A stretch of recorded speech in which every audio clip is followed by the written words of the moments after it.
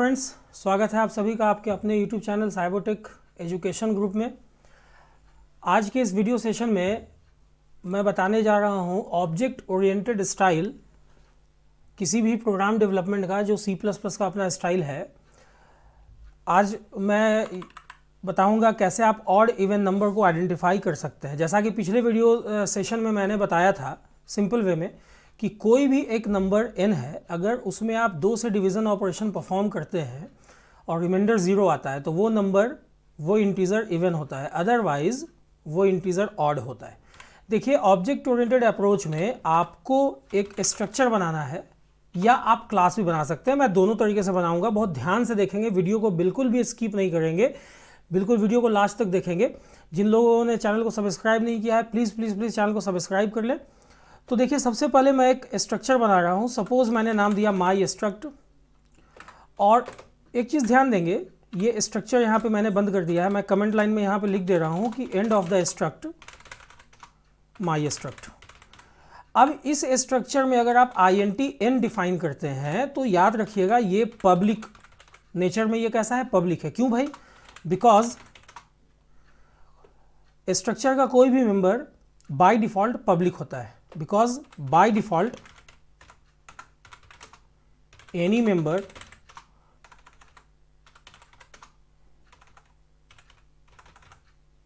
Of struct is public.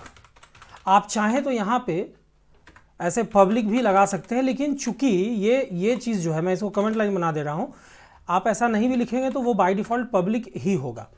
अब यहाँ पे मैं ऐसा चाह रहा हूँ ना कि एक मैं फंक्शन बनाता हूँ इनपुट लेने के लिए। तो सपोज मैंने लिया void टेक, ये जो आपका फंक्शन है, मैं कमेंट लाइन में लिख दे रहा हूँ, ये जो फंक्शन है ये इनपुट लेने के लिए बन रहा है, फंक्शन टू टेक इनपुट। तो यहाँ पे मैं मैसेज देता हूँ कि cout/n please inter any integer, और इस मैसेज को पढ़ने के बाद यूज़र जो नंबर डालेगा, जो भी इंटीजर डालेगा, उसको मैंने एक्सेप्ट कर लिया n में। अब देखिए, यहाँ पे अभी जो ये स्ट्रक्चर है इसमें अभी फिलहाल 2 मेंबर है। एक आपका मेंबर वेरिएबल n है int टाइप, दूसरा मेंबर फंक्शन जिसको मेथड भी कहा जाता है वो है टेक, जिसका कोई भी रिटर्न टाइप नहीं है, इसीलिए void मैंने यूज़ किया, और पैरामीटरलेस है, आर्गूमेंटलेस है, क्योंकि इसमें एक भी पैरामीटर पास नहीं हुआ है। अब मैं एक फंक्शन बना रहा हूँ, मान लिया जाए void चेक, इवन और ऑड को आइडेंटिफाई करने के लिए। अब यहाँ पे 2-3 तरीके से आप बना सकते हैं। एक तो आप इफ़ का यूज़ कर सकते हैं, जो कि मैं कर रहा हूँ कि अगर n के वैल्यू में 2 से डिवीज़न ऑपरेशन परफॉर्म करने पे अगर रिमाइंडर आता है तो इसका ये मतलब हुआ कि आपका जो n का वैल्यू है ना, ये जो n का वैल्यू है वो क्या है भाई, तो वो is an even integer. Okay, otherwise मतलब एल्स, नहीं तो n का जो वैल्यू है वो आपका ऑड इंटीजर है। अब ये आपने देखिए, जो मैं यहाँ से सेलेक्ट कर रहा हूँ, ये जो आपने स्ट्रक्चर बनाया है, जिसके जगह पे आप क्लास भी डिफाइन कर सकते हैं, ये पूरा एक ब्लॉक बन गया माई स्ट्रक्ट नाम का, जिसमें सारा फंक्शनलिटी है यूज़र से इनपुट लेने का भी और इवन ऑड को चेक करने का भी। अब जो स्ट्रक्ट हमने बनाया, नाम क्या है उसका, माई स्ट्रक्ट है, उससे मैं एक ऑब्जेक्ट बनाता हूँ। याद रखिएगा, किसी भी स्ट्रक्चर से कोई भी ऑब्जेक्ट जब आप बनाते हैं तो वो लाइट वेटेड ऑब्जेक्ट होता है। अब इस ऑब्जेक्ट से आप टेक फंक्शन को कॉल करते हैं, ये आपका कॉल हो जाएगा, चूंकि नेचर में पब्लिक है, कहीं कोई दिक्कत नहीं है। उसके बाद आप चेक को कॉल करते हैं, ये भी कॉल हो जाएगा, चूंकि ये भी आपका पब्लिक नेचर का है। अब इसे मैं कंपाइल एंड रन करवाता हूँ। चूंकि फाइल सेव नहीं है, इसीलिए फाइल को चलिए मैं एक नाम देके सेव कर लेता हूँ। अब आप देखेंगे कि ये देखिए टेक कॉल हुआ और टेक ने तुरंत आपको मैसेज दिया please inter any integer. Suppose मैंने 198 डाला, देखिए 198 is an even integer. Even number डालने पर ये इवन चेक कर लेगा। उसी तरह से इसको मैं फिर से चेक करता हूँ कि भाई 199 पे ये ऑड दे रहा है कि नहीं दे रहा है। तो आपको साफ दिख रहा होगा आउटपुट स्क्रीन पे कि देखिए मैसेज आ रहा है कि 199 इज़ एन ऑड इंटीजर। यहाँ पे अगर आप चाहें तो इफ़ के जगह पर आप कंडीशनल ऑपरेटर को भी यूज़ कर सकते हैं कि अगर n%2 0 के बराबर होता है तो इवन इंटीजर, नहीं तो ये एल्स पार्ट हटा करके ये ऑड इंटीजर। तो आप ऐसा भी कर सकते हैं, देखिए अगर आप इसको कंपाइल एंड रन करवाइएगा और मैं एक इवन इंटीजर डालता हूँ 234 तो देखिए मैसेज आ रहा है कि 234 इज एन इवन इंटीजर। इसी तरह से अगर मैं वापस से रन करवाऊँ, इस बार मैं कोई ऑड इंटीजर डालता हूँ लाइक 799, तो देखिए 799 जो है वो एक ऑड इंटीजर है, जैसा कि मैसेज में आ भी रहा है। आप चाहें तो इसके जगह पर स्विच भी लगा सकते हैं, SWITCH। मान लिया आपने स्विच लगाया, स्विच में आपने लिखा n%2 एक्सप्रेशन है। उसके बाद आप क्या करते हैं, बहुत ध्यान से समझिएगा, चूंकि एक ही फंक्शन में ये सारी चीज़ें मैं बता दे रहा हूँ। अभी आपको यहाँ पे लिखना है कि अगर इसका आउटपुट जो है अगर 1 आता है या 0 आता है पहले, मतलब इसका कहने का मतलब है कि अगर n%2 इक्वल्स 0 होता है, इसका क्या मतलब है कि आपका जो नंबर है ना वो इवन है। तो आप यहाँ मैसेज देते हैं इवन इंटीजर, और याद रखिएगा ब्रेक लगाना नहीं भूलना है।